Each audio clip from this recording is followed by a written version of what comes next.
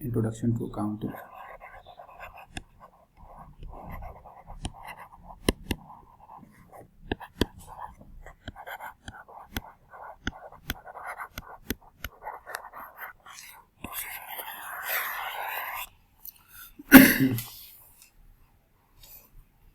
कल के हमने अपने लेक्चर में पढ़ा था जी business, manufacturing business.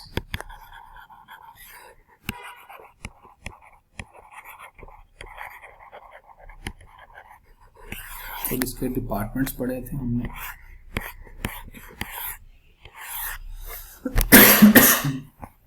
Procurement, store, production, marketing, mobile खोल सकते हैं आगे भी आपके पास, मार्केटिंग। उसके बाद है जी सेल्स, HR, एडमिन, फाइनेंस। ये हमने एक बड़ी ऑर्गेनाइजेशन के डिपार्टमेंट्स देखे। हमने ये कहा कि इन डिपार्टमेंट्स में जो फाइनेंशियल ट्रांजैक्शंस हैं, फाइनेंशियल ट्रांजैक्शंस जहां बिजनेस का पैसा स्पेंडिंग हुई या आउटफ्लो, पैसा गया या पैसा कारोबार में आया, इनफ्लो, ऐसी पैसे की ट्रांजैक्शंस जो इन सब डिपार्टमेंट्स ने की हैं, उन सब ट्रांजैक्शंस को अकाउंट्स डिपार्टमेंट रिकॉर्ड करता है। अकाउंट्स डिपार्टमेंट क्या करता है जी? रिकॉर्ड करता है, उसके बाद क्लासिफिकेशन करता है डाटा की। क्लासिफिकेशन मतलब अगर सेल्स की ट्रांजैक्शंस हैं, 10,000 कस्टमर्स को सेल्स की गई है, तो वो सारी सेल्स एक जगह क्लासिफाई कर दी जाएगी कि पूरे महीने की सेल्स हैं, पूरे साल की सेल्स हैं।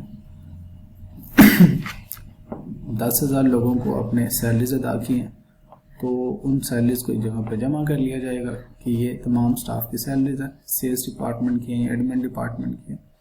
तो इसको क्लासिफिकेशन कहते हैं। उसके बाद ये डिपार्टमेंट समराइज करता है एंड रिपोर्ट करता है। किसको? रिपोर्ट फाइनेंशियल ट्रांजैक्शंस और यू कैन से डेटा। ये है जी अकाउंट्स डिपार्टमेंट का काम। फिर हमने अपने कल के लेक्चर में देखा ये जो रिपोर्ट बनेगी, ये जिसको रिपोर्ट कहते हैं, इसको फाइनेंशियल स्टेटमेंट्स भी कहते हैं। फाइनेंशियल स्टेटमेंट्स यानी अकाउंटेंट फाइनेंशियल स्टेटमेंट्स बनाता है और रिपोर्ट्स देता है। उस रिपोर्ट्स के यूजर्स कौन है? Users of financial statement. इसमें हमने देखा ये जो अकाउंटेंट्स, चार्टर्ड अकाउंटेंट्स अपनी रिपोर्ट बनाते हैं, इसको ओनर्स यूज़ करते हैं। फिर हमने देखा इसको बैंक्स यूज़ करते हैं। हमने देखा इसको गवर्नमेंट यूज़ करती है, इसको कस्टमर्स यूज़ करते हैं। फिर हमने देखा इसको सप्लायर्स यूज़ करते हैं, इसको एम्प्लॉयज़ यूज़ करते हैं और पब्लिक भी यूज़ करती है। पब्लिक में कंपैटिटर्स भी आ जाएंगे, स्टूडेंट्स भी आ जाएंगे जो अपनी लर्निंग के लिए। तो ये है जी हमारी वो फाइनेंशियल स्टेटमेंट्स जिसकी इतनी वास्ट किस्म की ऑडियंस है। इसलिए ये जो रिपोर्ट है, फाइनेंशियल रिपोर्ट जिसको कहते हैं, जो अकाउंटेंट ने देनी होती है, फाइनेंशियल रिपोर्ट, इसमें क्या रिपोर्ट करता है? मैं फॉर एग्जांपल कर देता हूँ सेल्स फॉर द ईयर, पूरे साल में कितनी सेल्स हुई, से मैं कह देता हूँ 1 मिलियन की सेल्स। ये रिपोर्ट का हिस्सा होगा। से उस रिपोर्ट में लिखा हुआ है gross profit for the year, पूरे साल में कारोबार ने 5 लाख रुपए का ग्रॉस प्रॉफिट कमाया, से उसमें लिखा होगा एक्सपेंसेस फॉर द ईयर, पूरे साल के जो एक्सपेंसेस हैं से 2 लाख रुपए के एक्सपेंसेस लिखे हुए हैं। ये अब फाइनेंशियल रिपोर्ट्स जो रिपोर्ट दी जाती है, फाइनेंशियल स्टेटमेंट्स दी जाती हैं, उसका हिस्सा, उसकी कुछ इंफॉर्मेशन शेयर कर रहा हूँ। Financial statements, accountant financial statement में ये इंफॉर्मेशन शेयर करता है, बताता है जी प्रॉफिट ऑफ द बिजनेस, ये बताता है कि कारोबार के असासे कितने हैं, एसेट्स ऑफ द बिजनेस, कारोबार के ऊपर कर्जे कितने हैं, से मैं कहता हूँ प्रॉफिट है 50,000 का, कारोबार के पास एसेट हैं 2 मिलियन के मिसाल के तौर पर, कारोबार के ऊपर लाइबिलिटीज हैं यानी कर्जे हैं, लाइबिलिटीज से 1.5 मिलियन की। अब ये क्या है, ये रिपोर्ट है, रिपोर्ट का कुछ हिस्सा है जिसमें अकाउंटेंट बताता है कि ये पूरे साल की परफॉर्मेंस है, ये पूरे साल की पोजीशन है, इसको फाइनेंशियल स्टेटमेंट्स कहा जाता है।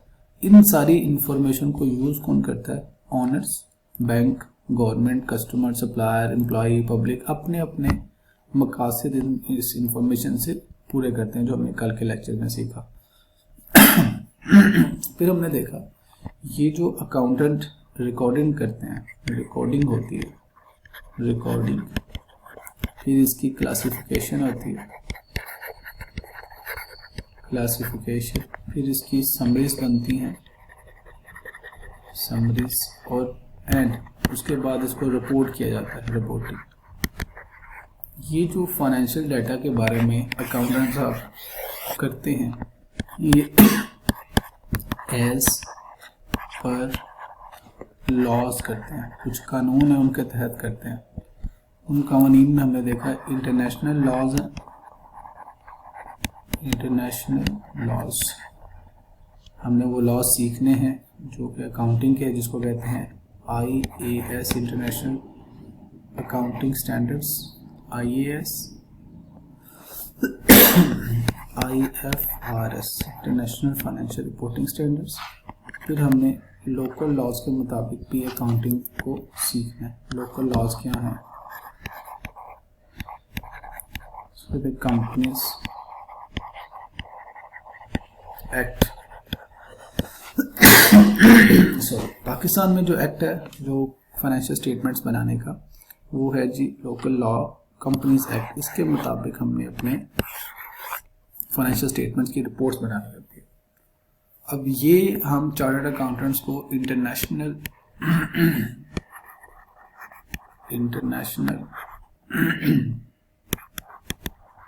रिकॉग्निशन देते हैं। आईकैप कहता है मोर देन 2700, तकरीबन 9,800 के करीब चार्टर्ड अकाउंटेंट्स हैं पाकिस्तानी CS जो अलाइव है, वो जो सर्विसेज दे रहे हैं। इनमें से जो 2700 CS है आर इन अब्रोड, वो दुनिया की डिफरेंट कंट्रीज के अंदर सर्विसेज दे रहे हैं, बिजनेस कर रहे हैं या नौकरी कर रहे हैं। क्यों कर रहे हैं, इस इंटरनेशनल रिकॉग्निशन की वजह से। आप 9800 का 2700% ही निकालेंगे तो 30% के करीब चार्टर्ड अकाउंटेंट्स जो हैं, जो इस वक्त दुनिया के डिफरेंट कंट्रीज के अंदर इंटरनेशनली अपनी सर्विसेज ऑफर कर रहे हैं। ये जो कंपनीज एक्ट है, इसकी वजह से लोकल प्रोमिनेंस मिलती है। लॉ में कई जगहों पे लिखा हुआ है कि जो कंपनी का CFO है, CFO of listed companies shall be chartered accountant. यानी पाकिस्तान में जो लॉ है उसमें लिख दिया गया कि हर लिस्टेड कंपनी का जो CFO होगा that CFO should be chartered accountant. लिख दिया गया है जो कंपनी सेक्रेटरीज होते हैं, company secretary should be C. इस तरह कुछ और जगहों पे भी पाकिस्तानी CS को लॉ के तहत, कानून के तहत कुछ ओहदे हासिल है जो सिर्फ चार्टर्ड अकाउंटेंट्स ही काम कर सकते हैं, जो बड़ी बड़ी पोजीशन है, बड़ी बड़ी जिम्मेदारियों वाली पोजीशंस हैं, जिस पे जिस इंफॉर्मेशन पे बहुत बड़ी पब्लिक ने रिलाय करना होता है, उन पोजीशंस पे चार्टर्ड अकाउंटेंट्स को जिम्मेदारियां सौंपी गई हैं। ठीक है जी। ये तो हमने देखा कि व्हाट इज अकाउंटिंग, यानी अकाउंट बनाना क्यों जरूरी है, किसके लिए ये अकाउंटिंग की जाती है और किन कवानीन के तहत अकाउंटिंग की जाती है। तो हमने अभी तक जो सीखा, financial transactions of all departments of business.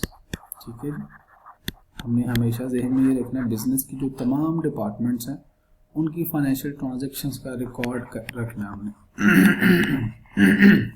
In light of laws. अब दो तरह के लॉज हमने देखे, international and local laws. 4 large size of audience, large size of stakeholders, तो उस इंफॉर्मेशन में इंटरेस्टेड हैं, उनके लिए हम ये काम करते हैं। ये है जी अकाउंटेंट का रोल, उसकी इंफॉर्मेशन की इम्पोर्टेंस। ठीक है जी। और ये जो फाइनेंशियल स्टेटमेंट्स हम बनाते हैं, ये जो रिपोर्ट है, रिपोर्ट हमने देनी होती है, या जिसको फाइनेंशियल स्टेटमेंट्स कहते हैं, इसको कहते हैं जर्नल पर्पस फाइनेंशियल स्टेटमेंट। ये जनरल पर्पस फाइनेंशियल स्टेटमेंट है, इन तमाम यूजर्स की या स्टेक होल्डर्स की जो इन्फॉर्मेशन नीड है उसको पूरा करती है। Owners, banks, government, customer, suppliers, employees, public, किसी एक के लिए नहीं बनती फाइनेंशियल स्टेटमेंट्स। एक ही फाइनेंशियल स्टेटमेंट्स हैं जो इन तमाम स्टेक होल्डर्स या यूजर्स की फाइनेंशियल जो इंफॉर्मेशन की नीड है ना उसको पूरा करती है। ठीक है जी। तो हमें पता चल गया कि हम रिकॉर्ड क्या करने जा रहे हैं, यानी हमने इस सब्जेक्ट में सीखना क्या है। हमने फाइनेंशियल ट्रांजैक्शंस को ढूंढना है तमाम डिपार्टमेंट्स की, और उसको रिकॉर्ड करना है, समराइज करना है, क्लासीफाई करना है, और उसकी रिपोर्टिंग करनी है किसी कानून के तहत। इंटरनेशनल लॉज हैं और लोकल लॉज हैं। और ये हम कर क्यों रहे हैं, जनरल पर्पस रिपोर्ट्स बनानी है जिसमें बहुत बड़े वॉल्यूम में जो बेनिफिशरीज हैं या स्टेक होल्डर्स हैं उन्होंने अपनी इंफॉर्मेशन नीड्स को पूरा करना है। अब ये बातें देखें तो चार्टर्ड अकाउंटेंट्स के ऊपर एक बड़ी जिम्मेदारी है। इनको बड़ा रिलायबल, मोतबर, ऑनेस्ट, ईमानदार, प्रोफेशनल समझा जाता है और इसकी इंफॉर्मेशन के ऊपर रिलाई किया जाता है। सॉरी। अब हम एक छोटी सी बिजनेस एग्जांपल लेते हैं और देखते हैं विदाउट नोइंग कि हमें अकाउंटिंग आती है या नहीं आती, क्या एक आम इंसान थोड़ी सी बुक कीपिंग करके, थोड़ा सा हिसाब किताब करके अपने लिए इंफॉर्मेशन एक्सट्रैक्ट कर सकता है या नहीं। दूसरा हम साथ ही ये भी देख लेते हैं कि हमें फाइनेंशियल ट्रांजैक्शन और नॉन फाइनेंशियल ट्रांजैक्शन में डिफरेंस पता चल सका या नहीं। एक छोटा सा बिजनेस सेटअप करते हैं। बिजनेस सेटअप, फॉर एग्जांपल मैं ट्रेडिंग बिजनेस की एग्जांपल लेता हूँ। ट्रेडिंग बिजनेस, ट्रेडिंग बिजनेस क्या होता है जी? ऐसा बिजनेस जिसमें आप गुड्स को खरीदते हैं और एज इट इज बेच देते हैं अपना प्रॉफिट रख के। It is trading business. अगर ट्रेडिंग बिजनेस की एग्जांपल्स देखी जाए तो फॉर एग्जांपल्स आर ये जो रिटेल स्टोर्स होते हैं, रिटेल स्टोर्स, ये जो फ्रूट सेलर होता है, फ्रूट एंड वेजिटेबल सेलर्स, जो ग्रोसरी शॉप्स होती हैं, सब क्या है, रिटेल के बिजनेसेस है। वो वेंडर से गुड्स को खरीदते, से 10 रुपीज़ की प्रोडक्ट खरीदी 12 रुपीज़ में बेच देते हैं, 2 रुपये अपना मार्जिन रख लेते हैं, इसको ट्रेडिंग प्रॉफिट कहते हैं। एक हम बिजनेस सेटअप की एग्जांपल लेते हैं। से हमने मोबाइल शॉप बनाई है, मोबाइल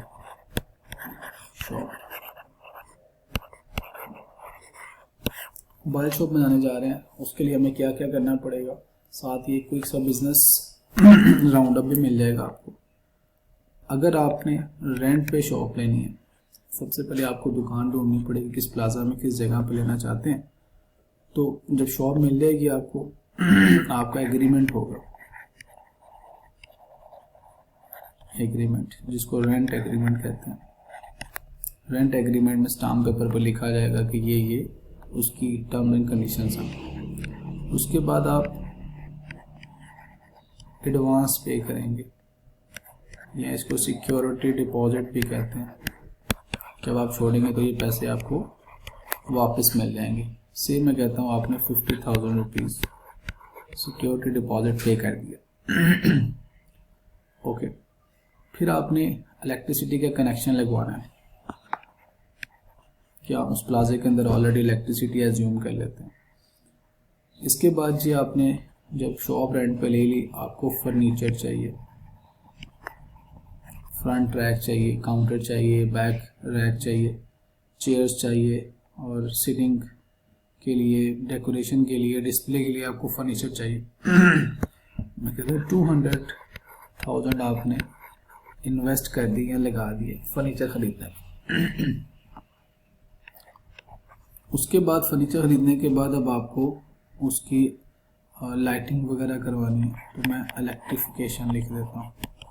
इलेक्ट्रिफिकेशन आपने अपने मुताबिक करवा ली, लाइट्स हैं, पंखे हैं, ये जितनी भी डेकोरेशन की चीज़ें वो आपने इलेक्ट्रिफिकेशन कराई से 20,000 रुपीज़ में आपकी इलेक्ट्रिफिकेशन कंप्लीट होगी। अब आपको एक एसी चाहिए सर्दियों में गर्म हवा के लिए, और गर्मियों में ठंडी हवा के लिए। से मैं कहता हूँ आपने 75,000 का एसी भी खरीद लिया। अब क्या करना, अब हमें किसी मोबाइल कंपनी के साथ कांटेक्ट करना है, उनके साथ एग्रीमेंट करेंगे। क्या एग्रीमेंट करेंगे, उनकी डिटेल डिस्ट्रीब्यूशन देंगे। एग्रीमेंट फॉर सोल डिस्ट्रीब्यूटर आपने मोबाइल कंपनी के साथ कॉन्टैक्ट किया, उन्होंने कहा जी हमें अपना नाम दे, ब्रांडिंग करें, हमारी दुकान पे अपने पोस्टर लगाएं और हम आपके मोबाइल बेचेंगे। आपने एग्रीमेंट उसके साथ लिख दिया। एग्रीमेंट लिखने के बाद उन्होंने आपसे कुछ एडवांस यहाँ सिक्योरिटी ले लिया, सिक्योरिटी डिपॉजिट ले लिया। उनकी पॉलिसी है, वो कहते हैं कि हमें 1 लाख रुपये आप सिक्योरिटी डिपॉजिट देंगे, आप हमारे साथ काम करेंगे, हमें नुकसान नहीं पहुंचाएंगे। ओके। उसके बाद आपने हायरिंग की। हायरिंग किसकी हायरिंग करेंगे, आपको सेल्समैन चाहिए, आपको रिपेयरिंग के लिए कोई बंदा चाहिए। आपने हायरिंग की, उनके साथ एग्रीमेंट किया, इंटरव्यू किए। हायरिंग करने के बाद अब आप मोबाइल खरीद रहे हैं, आपने मोबाइल्स परचेज किए बेचने के लिए, परचेज्ड फॉर सेलिंग। ये हमारा मेन बिजनेस है। अब हमने मोबाइल खरीदे हैं से 200,000 के, 2 लाख रुपए के मोबाइल खरीद लिए हमने। फिर हमने एसेसरीज खरीदे जिसमें हैंड फ्रीज आ जाती हैं, ये जो प्रोटेक्टर्स आ जाते हैं, कवर्स आ जाते हैं, इसको एसेसरीज कह लेते हैं, चार्जर वगैरह, ये सारी एसेसरीज खरीदी है आपने से 50,000 रुपीज़ की।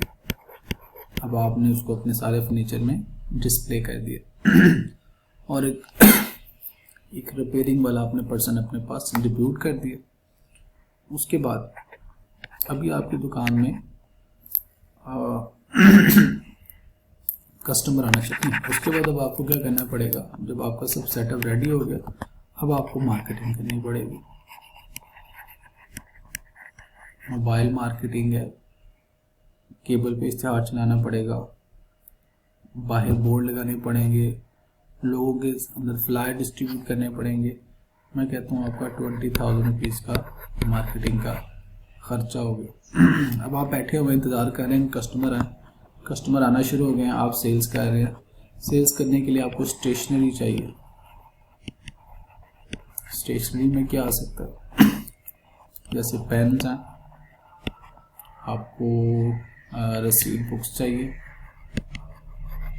आपको शॉपिंग बैग्स चाहिए, ETC विजिटिंग कार्ड चाहिए, सब कुछ स्टेशनरी में आ जाएगा। से 30,000 रुपीज़ की आपको स्टेशनरी खरीदनी पड़ेगी, ये आपका खर्चा हो गया। अब कस्टमर्स आके आपसे मोबाइल ख़रीद रहे हैं, तो आपने मोबाइल सोल्ड किए, आपने सारे मोबाइल मिसाल के तौर पे बेच दिए। 2 लाख के ख़रीदे, 4 लाख रुपए के आपने मोबाइल सारे के सारे बेच दिए। अज्यूम कर रहा हूँ कि हमारे पास बचा ही कुछ नहीं है। एक्सेसरीज भी हमने सारी की सारी बेच दी है। सिंप्लीफाई करने के लिए एक्सेसरीज सोल्ड, कितनी के एक्सेसरीज सोल्ड किए, से 1 लाख रुपए की आपने एक्सेसरीज बेच दी। अब कारोबार के महीना एंड होने पे कुछ अखराजात होंगे, जैसा कि रेंट पे करना पड़ा, आपने रेंट पे कर दिया। से मैं कहता हूँ 20,000 आपकी शॉप का रेंट था। अब जो आपने स्टाफ रखा है उसकी सैलरीज पे करेंगे, सैलरीज आपने पे कर दी। से 2 लोग रखें आपने, 30,000 आपकी सैलरीज है। अब आपकी बिल्स हैं, यूटिलिटी बिल्स। बिल्स में क्या क्या आ सकता है, आपकी इलेक्ट्रिसिटी आ सकती है, इलेक्ट्रिसिटी, इंटरनेट आ सकता है, इंटरनेट, गैस, पानी, वाटर आ सकता है अगर आपको ज़रूरत है तो। से आपने 15,000 की इलेक्ट्रिसिटी बिल पे कर दी। कुछ लोगों ने आपसे रिपेयरिंग सर्विसेज ली, रिपेयरिंग सर्विसेज ऑफर, लोगों के मोबाइल ठीक करके दिए। सी मैं कह रहा हूँ 20,000 रुपीज़ आपको यहाँ से आ गए। और इसके अलावा कारोबार के क्या खर्चे हो सकते हैं, जो गेस्ट आए या खुद खाने के लिए, रिफ्रेशमेंट लाइक आपको कोल्ड ड्रिंक्स सर्व करनी पड़ी गेस्ट को, आपको टी सर्व करना पड़ी, आपको लंच ऑफर करना पड़ा। ये सारी रिफ्रेशमेंट भी कारोबार का खर्चा है। सर मैं कहता हूँ पूरे महीने में आपने 15,000 रुपीज़ का रिफ्रेशमेंट का खर्चा कर दिया। ओके, तो ये सारा आपका एक छोटा सा बिजनेस मॉडल बन गया। अब आप महीने के एंड पे हिसाब किताब करने बैठे हैं, ये सारी ट्रांजैक्शंस आपके सामने हैं। अब आप हिसाब किताब करने बैठे हैं, देखना चाहते हैं कि मैंने क्या कमाया, क्या गवाया, मेरे कारोबार में क्या मुझे मुनाफा हुआ या लॉस हुआ। फिर आप देखना चाहते हैं कि मेरे पास असासे कितने, एसेट्स कितनी अमाउंट के, कोई लायबिलिटीज भी हैं या नहीं। ये मैंने कुछ डाटा आपके सामने रखा। अब आप देखें जो रेंट एग्रीमेंट हुआ है, क्या ये फाइनेंशियल ट्रांजैक्शन है? क्विकली मुझे मैसेज में लिख के बताइए, क्या ये फाइनेंशियल ट्रांजैक्शन है? रेंट एग्रीमेंट करने पे आपके अखराजात हुए, यस और नो? जी हाजरा, सफ़ा, बहादुर-रहमान, Zaara is saying yes, agreement करने पे हमारे अखराजात हुए हैं। जी ज़ारा, क्या अखराजात हुए होंगे? हमने एक सादे पेपर के ऊपर अगर एग्री कर लिया तो कोई अखराजात नहीं है। अगर हमने स्टाम्प पेपर के ऊपर एग्री किया तो यस, स्टाम्प पेपर के अखराजात होंगे। और अगर हमने किसी थर्ड पार्टी से एग्रीमेंट लिखवाया तो उसने अपने लिखने के लीगल सर्विसेज चार्जेस लिए होंगे। हम एज्यूम कर रहे हैं कि हमने सादे पेपर के ऊपर दोनों पार्टीज ने अपने टर्म्स एंड कंडीशंस लिख के साइन स्टैम्प कर लिए, तो हमारे कोई फाइनेंशियल चार्जेस नहीं आए, तो इसको हम कहेंगे नॉन फाइनेंशियल ट्रांजैक्शन। ठीक है जी, इसके ऊपर पैसा खर्च नहीं हुआ। फिर एडवांस पे किया, सिक्योरिटी डिपॉजिट पे किया, तो हम इसको कहेंगे यस ये फाइनेंशियल ट्रांजैक्शन है, यहाँ पे कारोबार का पैसा लगा। हमने फर्नीचर खरीदा, financial transaction, non financial, again financial transaction, कारोबार का पैसा स्पेंड हो रहा। इलेक्ट्रिफिकेशन करवाई, अगेन फाइनेंशियल ट्रांजैक्शन, एसी लगवाया, फाइनेंशियल ट्रांजैक्शन, पैसा लगा। एग्रीमेंट फॉर सोल्ड डिस्ट्रीब्यूशन, कोई पैसा नहीं लगा, नॉन फाइनेंशियल ट्रांजैक्शन। एडवांस पे किया सिक्योरिटी डिपॉजिट के तौर पे, फाइनेंशियल ट्रांजैक्शन। उसके बाद हमने हायरिंग करने पे अपना टाइम लगाया, हायरिंग का कोई खर्चा नहीं होता, नॉन फाइनेंशियल ट्रांजैक्शन। उसके बाद हमने मोबाइल परचेज किए सेल करने के लिए, yes it's the financial transaction, पैसा इन्वॉल्व है। एसेसरीज खरीदी, अगेन कारोबार का पैसा लगा। जहाँ जहाँ पैसा लगेगा वो अकाउंटेंट के लिए पॉइंट ऑफ कंसर्न है, उसको रिकॉर्ड करना।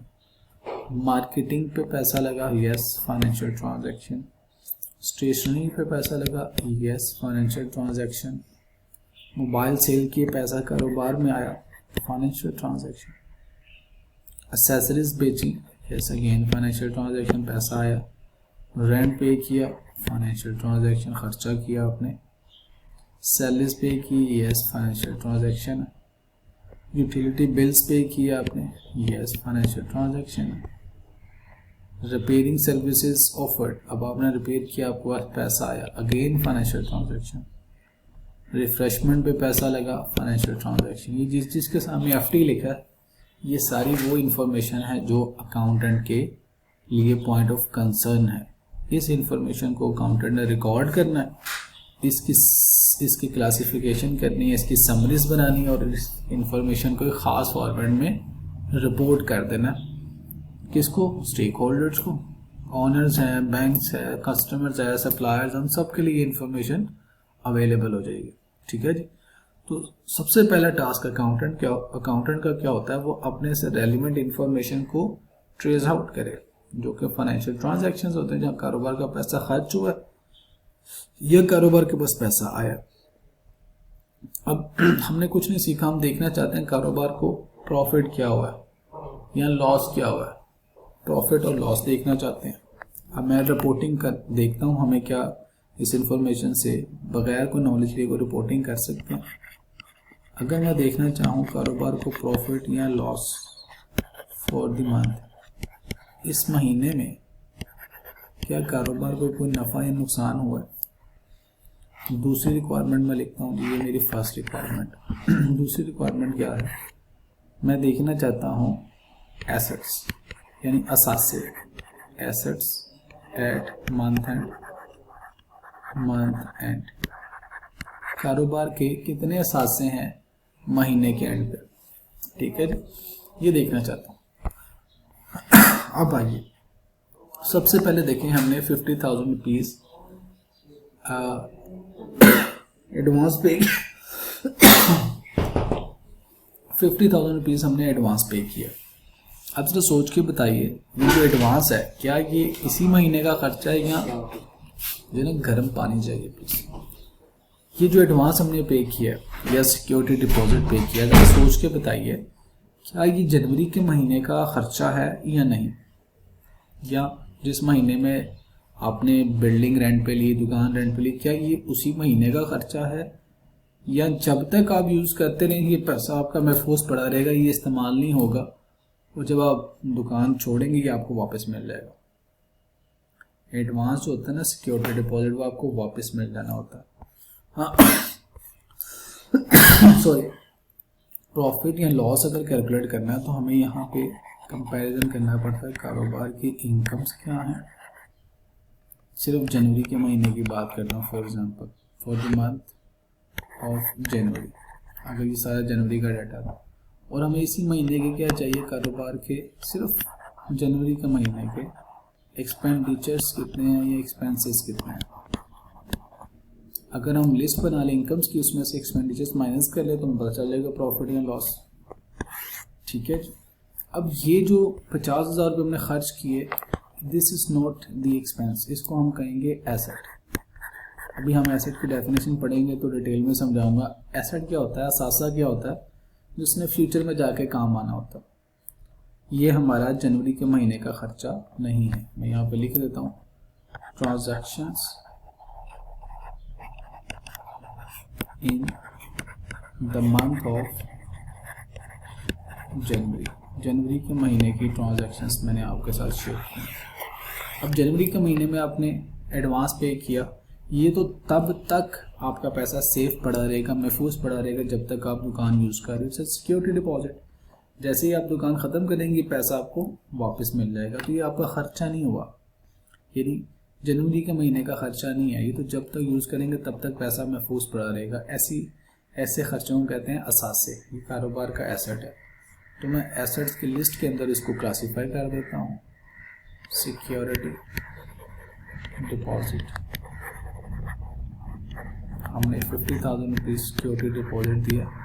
अगर ये जनवरी के महीने में इसका बेनिफिट ख़त्म हो जाता तो ये मैं इसको खर्चों में लिख लेता, एक्सपेंसेस में लिख लेता। फर्नीचर ख़रीदा, क्या ये फर्नीचर सिर्फ जनवरी के महीने में हमारे काम आएगा या जब तक मैं कारोबार करता रहूँगा ये इस्तेमाल होता रहेगा? तो जब मैंने 31 जनवरी पे देखा तो ये जो 2 लाख रुपया खर्च किया हुआ है, ये मेरे पास इसका इस्तेमाल ख़त्म नहीं हुआ, ये तो मैं लंबे अरसे तक इस्तेमाल करता रहूँगा। तो ऐसे खर्चों को कहते हैं एसेट्स। ये भी कारोबार का क्या है? असासा है। आप अगर अपने कमरे में, अपने घर में अगर आप देखें, जो आपका बेड है, सोफ़े हैं, अलमारियाँ हैं, जो आपके शोकेस हैं, जो आपकी चेयर्स हैं, जो आपके टेबल्स हैं, जो दीवान पड़े हुए हैं, जो दरवाजे लगे हुए, सब क्या है? आपके घर के एसेट्स हैं, असासा जात हैं। जो गाड़ियाँ हैं, बाइक्स हैं, कंप्यूटर्स हैं, ये सब क्या है? आपके घर के असासा जात, जिसको एसेट्स कहते हैं। इसी तरह बिज़नेस के भी एसेट्स हैं। बिज़नेस में जो फर्नीचर है वो बिज़नेस का क्या है? एसेट, असासा है। अब ये असासा होता है कि इसकी टेक्निकल डेफिनेशन हम बाद में देखेंगे। तो फर्नीचर को भी मैं एसेट्स की लिस्ट में डाल देता हूँ। अब हम क्लासिफिकेशन कर रहे हैं एसेट्स। 2 लाख रुपए का हमने फर्नीचर खरीदा। पहले तो ट्रांजैक्शंस को रिकॉर्ड किया हुआ है, अब हम उसको क्लासीफाई कर रहे हैं। उसके बाद क्या? इलेक्ट्रिफिकेशन है। जो लाइटें लगी हुई हैं, पंखे लगे हुए हैं, ये भी एक महीने के लिए तो नहीं आपके काम आ रहे, ये भी असासों में इनका शुमार होता है, ये भी आपकी एसेट्स हैं। मैं यहाँ पे इलेक्ट्रिफिकेशन लिख देता हूँ। इलेक्ट्रिफिकेशन 20,000। भी हमें अकाउंटिंग नहीं आती, हम क्या करें? सिर्फ क्लासिफिकेशन। एसी भी सिर्फ जनवरी के महीने में ख़त्म नहीं हो जाना, ये भी कई सालों तक बेनिफिट इससे एक्सपेक्टेड होता है।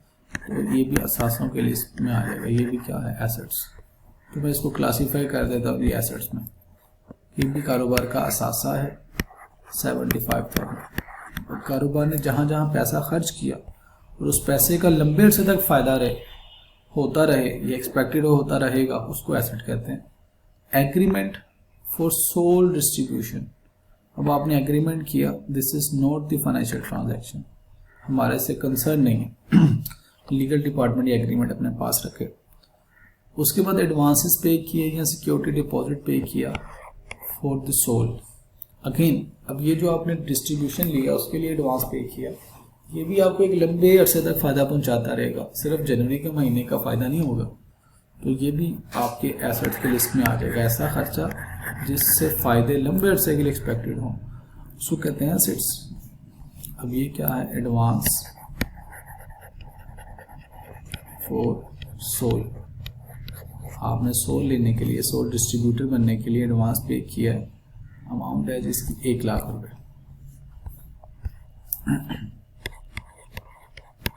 ठीक है, उसके बाद आइएगा नेक्स्ट क्या है मेरे पास एडवांस के बाद? यस, अब देखिए ये जो मोबाइल परचेज किए सेल करने के लिए, ये किस महीने में सेल किए मोबाइल? ये 2 लाख के मोबाइल थे, हमने 4 लाख के सेल किए, ये जनवरी के महीने का खर्चा है। तो इसको मैं इस महीने का एक्सपेंस क्लासीफाई करता हूँ। तो मोबाइल जो परचेज किए इसको मैं एक्सपेंडिचर्स में लिख रहा हूँ, मोबाइल परचेज, क्योंकि ये जनवरी के महीने में बिक भी गया, तो ये जनवरी के महीने का खर्चा। कितने के खरीदे? 2 लाख रुपया खर्चा किया, इसको मैंने अपने खर्चों में लिख दिया, एक्सपेंस में लिख दिया, क्योंकि ये सिर्फ जनवरी के महीने में खरीदे और जनवरी के महीने में बिक गए। इसी तरह ये जो एसेसरीज खरीदी हैं, अगेन ये भी मेरा जनवरी के महीने में ही बिक गया है सारा, ये जनवरी के महीने का खर्चा था। तो ये जो ख़रीदने पे पैसे लगे एसेसरीज, ये भी इस खर्चों में क्लासीफाई कर लेते हैं जी। 50,000 रुपीज़ का ये कारोबार को खर्चा करना पड़ा। Next is marketing.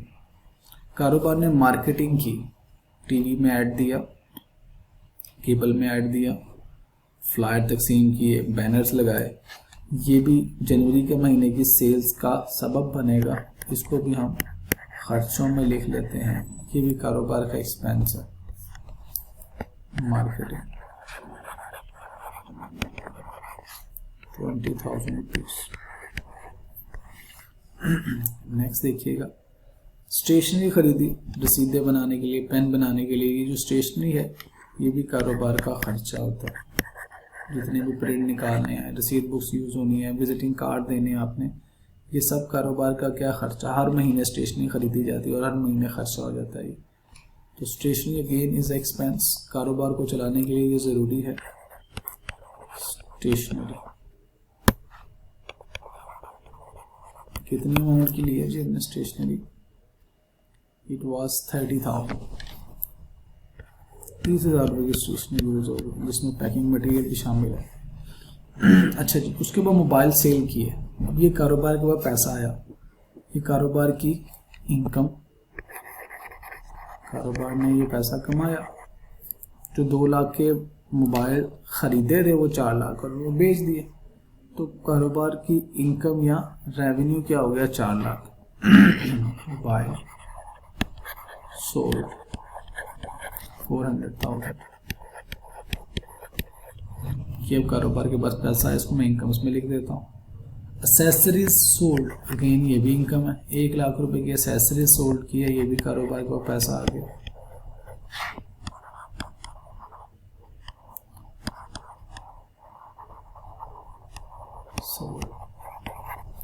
Next is rent paid. अब आपने पूरे महीना बिल्डिंग को यूज़ किया, दुकान को यूज़ किया, उसके बाद आपने रेंट अदा किया, तो ये जो 20,000 रुपये है, अब इसका तो फ्यूचर में कोई फ़ायदा नहीं होना। तो ये 90 अरसे का फ़ायदा तो नहीं है, ये तो सिर्फ 1 महीने का रेंट है। तो रेंट है, जनवरी का पे किया तो जनवरी का एक्सपेंस है, तो इसको मैं यहाँ पर लिख देता हूँ। जनवरी का खर्चा है रेंट 20,000। उसके बाद सैलरीज पे की है। 2 हमने असिस्टेंट स्टाफ रखे हैं और उनको सैलरी पे कर दी है। जनवरी में उन्होंने हमारे लिए काम किया और हमने जनवरी की सैलरी पे की, तो ये जनवरी के महीने के लिए क्या है जी? एक्सपेंस है। ठीक है जी। तो 30,000 रुपीज़ कारोबार का और ख़र्चा हो गया सैलरीज की मद में। मैं लिख देता हूँ सैलरीज। उसके बाद है जी यूटिलिटी बिल्स।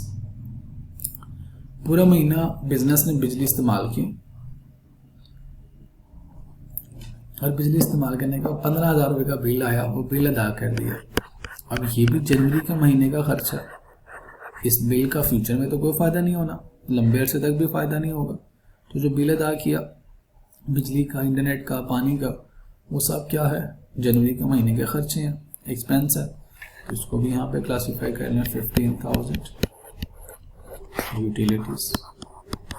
अब ये देख लें कारोबार करने के कितने अखराजात होते हैं, आसान नहीं है बिजनेस करना। रिपेयरिंग सर्विसेज ऑफर्ड, आपने लोगों के मोबाइल रिपेयर करके उनको दिए, तो ये आपके पास पैसे कारोबार में आए हैं, तो इसको इनकम्स में लिख लें। 20,000 रुपीज़ आपके पास आए हैं रिपेयर सर्विसेज से, रिपेयरिंग सर्विसेज। राइट। रिफ्रेशमेंट, लोगों को खिलाने पिलाने पे खर्चा होगा, again this is the expense. यहाँ तो आपके पास गेस्ट आए हैं, कस्टमर आए, उनको खिलाया, आपके स्टाफ ने खाया, ये भी जनवरी के महीने का खर्चा है। तो 15,000 आपका रिफ्रेशमेंट का खर्चा। तो ये रहा बेटा सारा फाइनेंशियल डाटा जिसको हमने क्लासीफाई किया। अब इसकी समरी बना लेते हैं। देखिए पूरे महीने में कितनी इनकम आई कारोबार के पास। कारोबार के पास आया जी 5,20,000 रुपये। कैलकुलेटर निकालिए, ज़रा मेरे साथ ही कैलकुलेशन कीजिएगा। 5,20,000 रुपये कारोबार में आए, ये हमने कारोबार की इनकम की समरी बना दी। अब ये देखिए हमने क्लासीफाई कहाँ पे किया, इनकम्स में, एक्सपेंडिचर्स में और एसेट्स में। 3 क्लासें बना ली हमने खर्चों की। अब हम उन क्लासेस की समरीज बना रहे हैं। हमने देखा जी 5,20,000 रुपये जो है वो कारोबार की इनकम है। अब कारोबार का पूरे महीने का खर्चा देखें कितना हुआ 2,70,000, 300,000, 320, 350, 380,000। ले मैंने कैलकुलेट कर लिया, आप भी कर लीजिए। 380,000 कारोबार का क्या हो गया जी, एक्सपेंस हो गया। ये पूरे महीने के खर्चे, ये पूरे महीने की इनकम। अब अगर मैंने अपना प्रॉफिट निकालना हो तो मैं क्या करूँगा, अपनी इनकम्स में से अपने खर्चे माइनस करूँगा तो मेरा प्रॉफिट आ जाएगा। यानी इनकम ये प्लस कर रहा हूँ, इसको माइनस करूँगा तो इज इक्वल टू क्या आ जाएगा मेरे पास, प्रॉफिट। बताइए क्या आता है जी प्रॉफिट।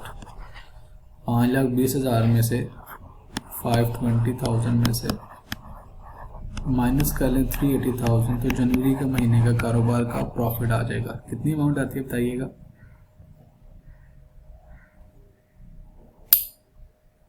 520 माइनस 380,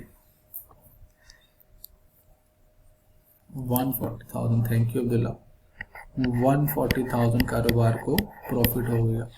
अब ये आपने पूरी रिपोर्ट बना के दे दी है किसको, यूजर ऑफ फाइनेंशियल स्टेटमेंट्स को, ब्रीफली कि ये पूरे महीने की इनकम थी, ये पूरे महीने के खर्चे थे, ये कारोबार का प्रॉफिट है।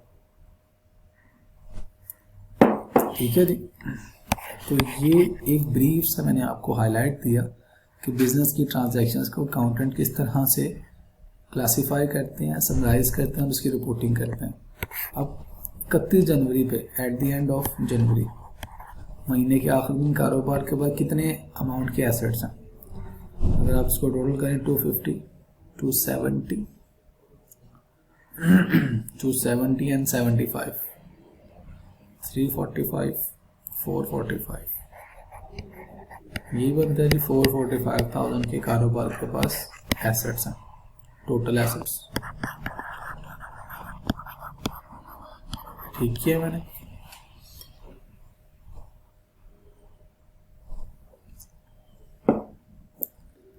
अब जरा ज्यूम करें, अगर हमने इनकम्स को 520,000 की बजाय एक जीरो ऐड करके 5.2 मिलियन लिख दिया होता और बैंक ने इस इंफॉर्मेशन को समझा होता कि सच है और बैंक ने इस इंफॉर्मेशन को देख के कर्जा दे दिया होता, तो हमने कितना बड़ा जुर्म किया। इसको कहते हैं वाइट कॉलर क्राइम। हमने एरर या फ्रॉड से एक गलत इंफॉर्मेशन प्रोवाइड की। ये जो नीचे खर्चे लिखे हुए कारोबार के लिखे हुए 3,80,000 रुपये के पूरे महीने के, अगर अकाउंटेंट गलत बयानी करे 380,000 की बजाय बिजनेस के ओनर्स को बताए कि जी 4 लाख रुपए का खर्चा हुआ है, तो आपका प्रॉफिट 1,20,000 से कम हो जाएगा। अगर प्रॉफिट कम होगा तो गवर्नमेंट को टैक्स कम देना पड़ेगा। तो कितने लोगों को बेवकूफ़ बनाया जा रहा है, कितने लोगों को गलत इन्फॉर्मेशन प्रोवाइड की जा रही है। अब कारोबार का प्रॉफिट 1,40 है, आप चाहें तो अमाउंट्स का हेर फेर करके गलत इन्फॉर्मेशन यहाँ पे एज ए अकाउंटेंट रिप्रेजेंट कर सकते हैं, लेकिन अगर एज ए अकाउंटेंट हम गलत इन्फॉर्मेशन को रिपोर्ट करेंगे तो उस रिपोर्ट को जो लोग यूज़ कर रहे हैं वो गलत इन्फॉर्मेशन रिसीव करके गलत फैसला करेंगे और नुकसान का सबब बन सकता है उनके लिए। तो ये अकाउंटेंट्स की जिम्मेदारी है, चार्टर्ड अकाउंटेंट्स की जिम्मेदारी है कि वो अपने काम को गलती से पाक रखें, गलत इन्फॉर्मेशन ना लिखें, जो हकीकत है वही बयान करें, जो एक्चुअल बिजनेस की परफॉर्मेंस है वही दिखाई जाए, बिजनेस के एक्चुअल एसेट्स बताए जाएं, ताकि जो इतना मैस यूजर्स है इन फाइनेंशियल स्टेटमेंट्स का, वो यहाँ से अपनी इंफॉर्मेशन लेके अपने से रिलेटेड सही फैसला कर सके और उसको उस इंफॉर्मेशन की वजह से कोई नुकसान ना उठाना पड़े। ये अकाउंटेंट्स के ऊपर एक बड़ी जिम्मेदारी है कि अपना काम ईमानदारी से करें। ठीक है जी। तो ये मैंने ब्रीफ सा हाईलाइट दिया आपको, एक बिज़नेस का मॉडल थोड़ा सा हमने समझा कि एक बिज़नेस करने के लिए हमें कौन से मोटे मोटे खर्चे करने पड़ सकते हैं और मोटे मोटे खर्चों के बाद कारोबार को क्या प्रॉफिट हो सकता है और क्या लॉस हो सकता है। ठीक है जी। यहाँ पर कोई सवाल है तो काइंडली मेरे से पूछिए। Any question?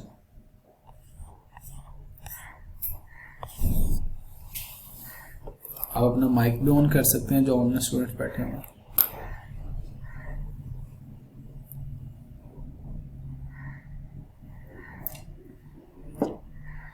तो बेटा अपने आप को, अपने इस प्रोफेशन को समझिए। हमारा प्रोफेशन क्या कहता है? बीइंग एन अकाउंटेंट, हमारा प्रोफेशन कहता है कि आप सारे बिजनेस की, पूरे बिजनेस के जितने भी डिपार्टमेंट्स हैं उनकी फाइनेंशियल ट्रांजैक्शंस को आइडेंटिफाई करें, फिर उनको आप रिकॉर्ड करें, फिर उसकी क्लासिफिकेशंस करें, उसको डिफरेंट हिस्सों में तकसीम कर दें। उसके बाद उसकी समरीज बनानी है हमें। समरीज बनाने के बाद हमने रिपोर्ट्स देनी है। अब वो रिपोर्ट क्या है देखें, पूरे महीने का प्रॉफिट कितना है, महीने के एंड पे एसेट्स कितने, दिस इज अ रिपोर्ट जिसको फाइनेंशियल स्टेटमेंट्स कहा जाता है टेक्निकली। और ये फाइनेंशियल स्टेटमेंट कितने ज़्यादा यूजर्स यूज़ करते हैं। तो हमने अगले 5 साल में, जब तक हम चार्टर्ड अकाउंटेंट बनेंगे, हमने ज़्यादातर यही काम सीखना है कि फाइनेंशियल स्टेटमेंट्स को सही तरह से कैसे बनाया जा सकता है। पहले तो बनाया कैसे जा सकता है, फिर सही तरह से कैसे बनाया जा सकता है। इसको गलतियों से पाक बनाने की हमने अगले 5 साल में ट्रेनिंग करनी है। फिर हम जाके प्रोफेशनल बन जाएंगे, प्रोफेशनल अकाउंटेंट, कि हमारे सिग्नेचर के ऊपर हम इतने एक्सपर्ट हो जाएंगे, हमारे सिग्नेचर के ऊपर, हमारी रिपोर्ट के ऊपर, हमारे सिग्नेचर के ऊपर इतने ज़्यादा यूजर जो है वो रिलाई करेंगे कि जी अकाउंटेंट साहब के साइन है, चार्टर्ड अकाउंटेंट साहब के, तो ये ठीक ही कह रहे होंगे। ठीक है जी। तो अब हम क्या सीखेंगे इंशाल्लाह लेटर स्टेजेस में, अपने लेक्चर्स में हम इंटरनेशनल अकाउंटिंग स्टैंडर्ड सीखेंगे। ये जो आज हमने ब्रीफली रिकॉर्डिंग की, क्लासिफिकेशन विदाउट एनी लॉ की है, बगैर किसी फॉर्मेट के, बगैर किसी गाइडलाइन के की है। अब हम ये गाइडलाइन सीखेंगे कि कब इनकम्स को रिकॉर्ड करना है, कब एक्सपेंडिचर्स को यानी एक्सपेंसेस को रिकॉर्ड करना है, एसेट्स किसको कहते हैं, एसेट्स के आगे कितनी क्लासेस हैं, प्रॉफिट किसको कहते हैं। पूरी दुनिया में जो कवानीन चल रहे हैं हम आगे पूरे सेशन में इसी को सीखेंगे। लोकल लॉज ये आपको इंशाल्लाह FR 2 में जाकर सिखाए जाएंगे। ठीक है। तो ये सब करने के बाद हमें बड़ी बड़ी पोजीशन, बड़े बड़े ओहदे मिलते हैं ऑर्गेनाइजेशंस में, राइट।